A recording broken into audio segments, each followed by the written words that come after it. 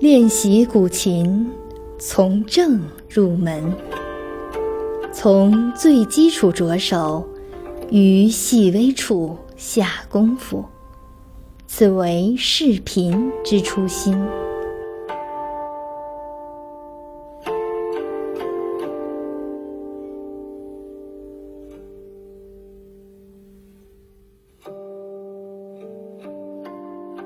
右手指法之抹。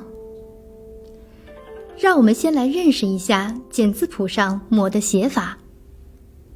这个即是抹字的简字体，要抹的弦写在其下方，例如抹一弦、抹二弦、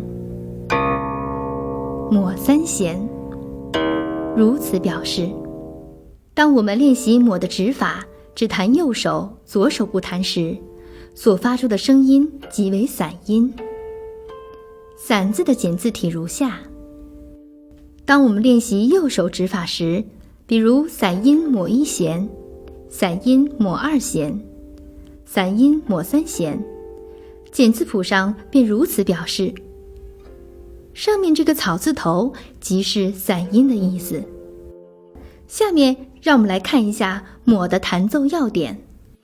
食指向身体内侧弹入，其余4根手指为自然放松的状态，不可区区用力或者是上翘。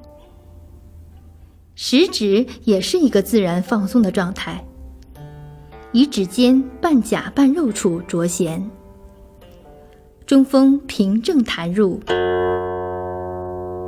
不可斜扫，也不可太重，曲音不轻不重，甲肉各半，才能有干净清健的声音。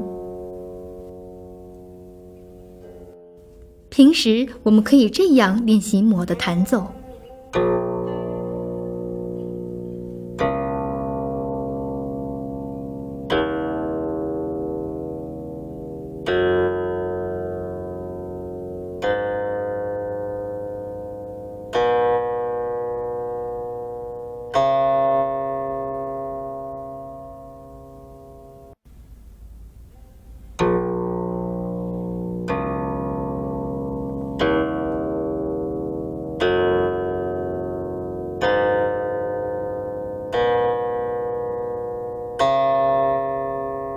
好的，以上就是指法抹，你学会了吗？